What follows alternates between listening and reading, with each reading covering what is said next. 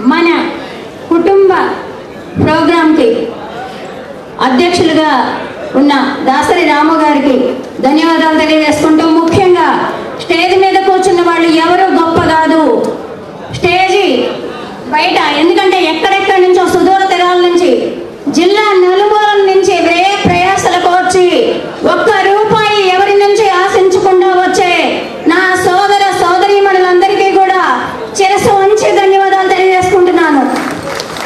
అలాగే ముఖ్యంగా ఇక్కడ ఈ ప్రోగ్రాం పెట్టిన ముఖ్య ఉద్దేశం, నా తమ్ముళ్ళు కావచ్చు, చెల్లెళ్ళు కావచ్చు, నా కుటుంబ సభ్యులందరూ కూడా ఆర్థికంగా, సామాజికంగా, అలాగే విద్యాపరంగా కూడా ముందడుగు వేస్తున్న తరుణంలో రాజకీయంగా కూడా మన బిడ్డల్లో చైతన్యం రావాలి, చైతన్యవంతులు కావాలి అనే ఒకే ఒక్క ఉద్దేశం ఇది. ఎందుకంటే జనసేన పవన్ కళ్యాణ్ గారికి మీరు ఓట్లేరా, ఎందుకు ఈ సభ అని మీరు అందరూ అడగవచ్చు. నేను ఇక్కడ మీకు ఒకే ఒక్క మాట చెప్తున్నాను.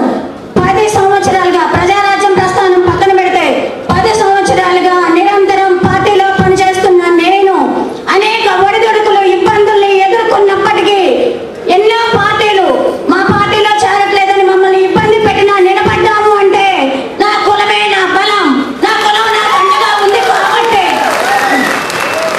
ఎందుకంటే మీరందరూ ఎవరైనా నేను చేస్తారు, ఇది నా యొక్క సంకల్పం. అలాగే మిగతా వాళ్ళందరూ సంకల్పించుకోవట్లేదు, వాళ్ళు రావట్లేదంటే అది వాళ్ళ ఇష్టం, ఎవరి ఇష్టం వాళ్ళది. దయచేసి ఎవరి మనోభావాలు దెబ్బతీయక్కర్లేదు. నేను నిలబడ్డాను అంటే నా నిజాయితీ, నా నిబద్ధత, నా నమ్మకం. అలాగే ఇక్కడికి వచ్చిన సోదరీమణులు ఎందరో ఖచ్చితంగా ఒక్కటే నిలదీయండి. మన నియోజకవర్గానికి వచ్చి ఓట్లు అడుగుతున్నప్పుడు దయచేసి ఎమ్మెల్యే, ఎంపీనే కాదు, ఆ తర్వాత నామినేటెడ్ పదవులు 100 ఉంటున్నాయి, అందులో మా ఓటా ఎంత అని నిలదీయండి.